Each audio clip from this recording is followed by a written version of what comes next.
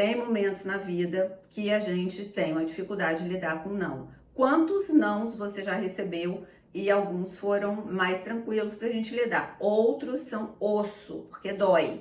Aceitar o não é fácil. Por isso que a criança se joga no chão, faz pirraça, grita, chora. Só que quando a gente está adulto, às vezes a gente está fazendo igualzinho, usando outros recursos. Às vezes a gente passa anos da nossa vida jogado no chão, fazendo pirraça, chorando, só que de uma outra forma, né? Mas a gente fica paralisada, a gente não se movimenta, a gente não prospera, a gente não ganha dinheiro, a gente não se relaciona de maneira saudável e a gente, no fundo, tá resistindo à felicidade. Por quê? Porque eu não quero ser feliz? Não, porque eu tô inconsciente para alguns movimentos e o autoconhecimento abre, descortina pra gente como que a gente pode viver uma vida mais motivada em direção a uma realização maior. E é esse o nosso tema aqui. O tema hoje é motivo.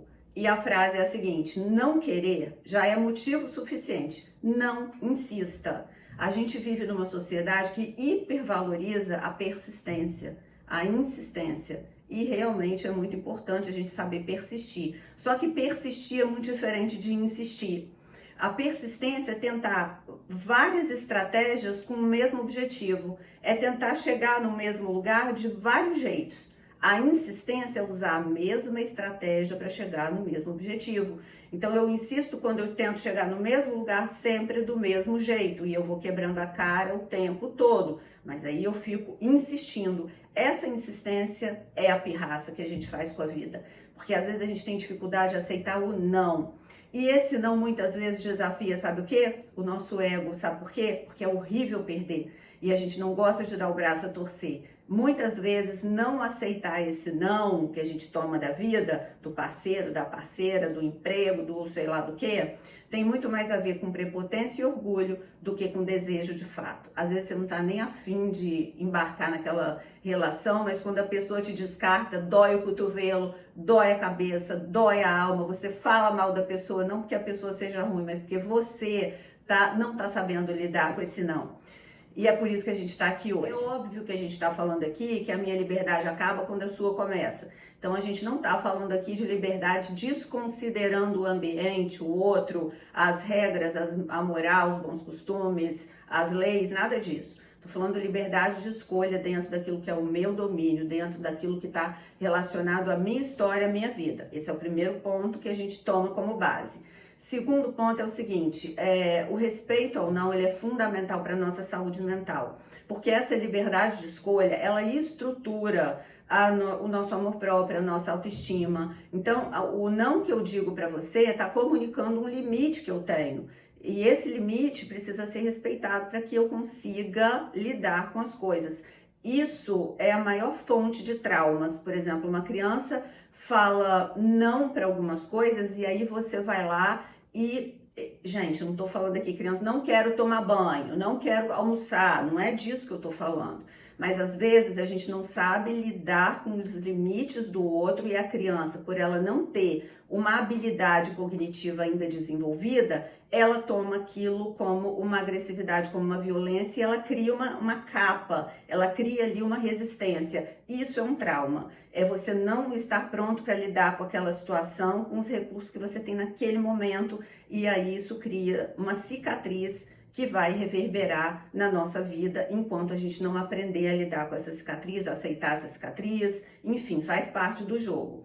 Então esse é o conceito de liberdade que a gente está usando. Esse conceito de liberdade que eu estou usando aqui, ele envolve 3 tipos de liberdade. Primeira liberdade é o ser livre de. O que significa isso? É uma liberdade que me deixa livre para escolher outros padrões que não são aqueles impostos pela sociedade. Exemplo, a mulher tem que ter filho, ou o homem, a mulher tem que casar, ou tem que fazer faculdade, ou tem que sei lá o que, ou tem que não sei o que lá. Então, ser livre de é eu me permitir fazer outras escolhas que não sejam aquelas que os outros escolheram para mim. Sempre respeitando as leis, a ética, né? A gente já falou aqui do conceito de liberdade.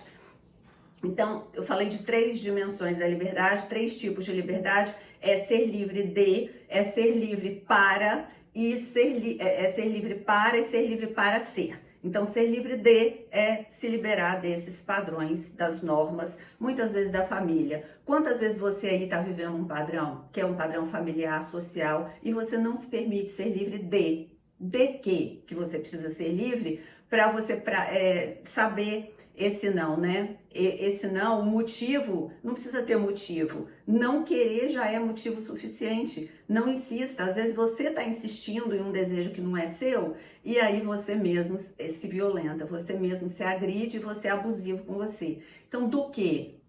De que você gostaria de se liberar? Você precisa se liberar do quê? Para exercer esse... E às vezes você fica buscando motivo. Sabe o que acontece muito? Uma pessoa, quando quer se separar, ela fica criando 1000 motivos, sabe? Não, porque ele é narcisista, porque ela é louca. Gente, você não quer? Não precisa.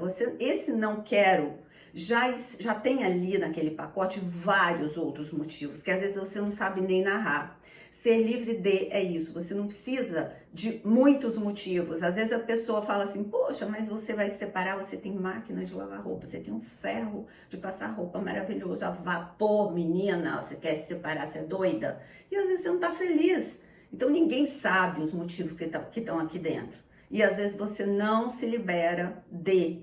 Então, ser livre de é isso, desses padrões, dessas convenções que às vezes não estão em acordo com o que está acontecendo aqui dentro. Você pode se apropriar dessa liberdade porque não tem que ter motivo, não querer é suficiente. E às vezes você está insistindo numa infelicidade que só está aumentando a cada dia. A outro tipo de liberdade é ser livre para. Então, ser livre para é para fazer o que você quiser. Às vezes você não se permite ser livre dessas convenções e você, em consequência, você não é livre para fazer, realizar, empreender, um monte de coisa que você tem vontade. Às vezes até para ficar sozinho e viver a vida com você mesmo, você não se permite porque por você estar preso nessas convenções, arrumando motivo, e um motivo que nem é necessário, né, você não fica livre para. Então libere-se para que você construa uma vida realizadora, abundante, próspera, e isso vai exigir que você se dê essa carta de alforria, que é o ser livre de.